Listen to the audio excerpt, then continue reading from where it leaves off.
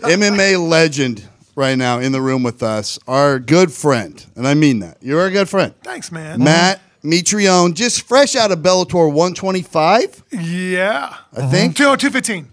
That's a big You're difference. mildly dyslexic. Dyslexic. Yep. Yeah. Bellator 215. And it went viral. Not for, I mean, usually when you go viral, it's because you fucking knock some dude unconscious. Or said something remarkable. Or said something brilliant Outrageous, yeah. after a fight or something, the Right. post-fight interview, all that stuff. This time, what happened, for those of you that didn't see it, if you didn't, I don't know how you missed it. You've been sleeping. But if you didn't see it, the fight began.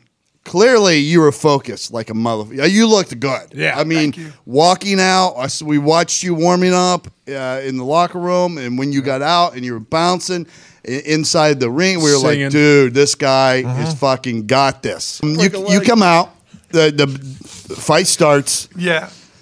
You throw a punch.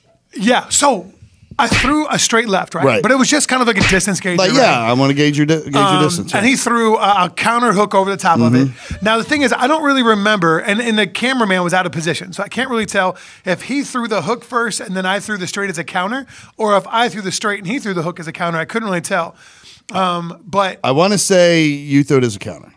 Yeah, because when I we were could talking be about wrong, the other 'cause he day, didn't Pat really said, return after Pat said that. there was no return after you threw your punch. And he didn't make an talking about the other adjustment, day. which was right away. I was like, oh, this guy doesn't move well.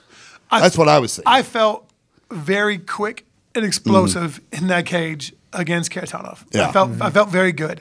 So then we kind of squared up a little bit, and then he had already thrown a body jab, right? So he changed his level and threw it. I wasn't threatened by it. So I saw what was going on, and then I saw him kind of go back to his rear leg, like his power's on his rear leg, or his weight is, which means his front leg is exposed, which means if you're sitting back, right? I need to diagram this because I'm an Italian. If you're sitting back on your rear leg, that means you gain an extra 6 to 8 inches of space, right? Of range. So if I'm here, right, and if I roll back to my rear leg, now I'm here. Hard for me to reach you with my hands. Exactly. So now I have to overcommit or throw a double to get in there, like a double straight or a double jab or whatever else. I need to cover more ground, right? Right. So I saw him kind of rock back here, but what apparently he was doing, he was rocking back in order to step forwards for his body jab. Sure. Right? So I saw it as him being almost like passive, waiting for me to see what I was going to throw so he could try to counterpunch me.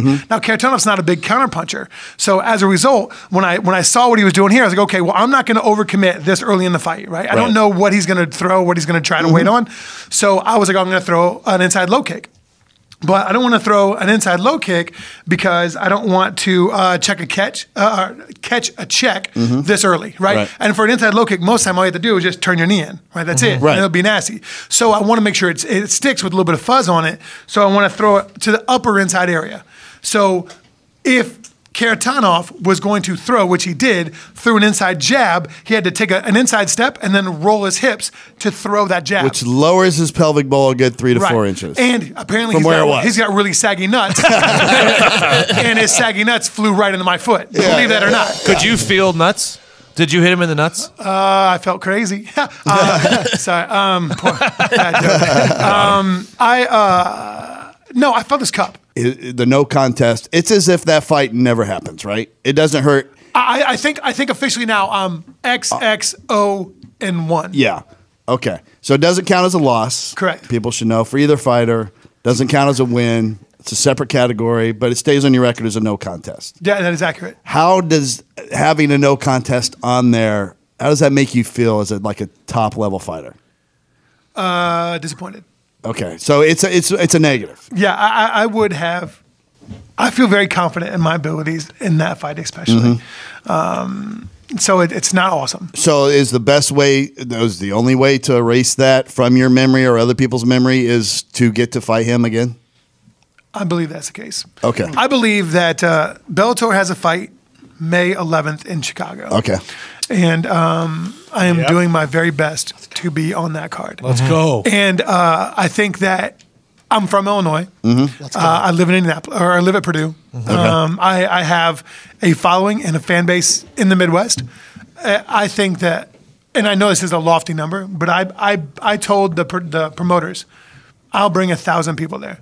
Okay. I will bring I as an individual, Right. will bring 1,000 people to that show just by itself. Close to When home. is it? May 11th? Yeah, May 11th. I'll come. Yeah, I'll be there for Let's sure. book it. Let's book it. Got 10 in here. If I can get on that. Now, they have other stuff going on. I'm sure if they can get me on there, cool. But I told them, I was like, if you guys get me on in Chicago, in my home state, I'll bring 1,000 people. Hey, Yeah, and the fucking listeners of the show will show up. Hell yeah. What the fuck you talking about? Yeah, It'll you'll be bring more than bananas. 1,000. Mitrione, if I can bring 500 people, I commit to 500. Can I work your corner? Do it. I'm not fucking around. I'm not going to tape you. I'm not going to drink you or This nothing. I guy just is want to be in just the full corner. of fucking empty promises. Yeah. That's 3 fake broken ribs, too. He's you been do promising us free cars for I don't know how long. Yeah. I mean, he's dressed like a car salesman.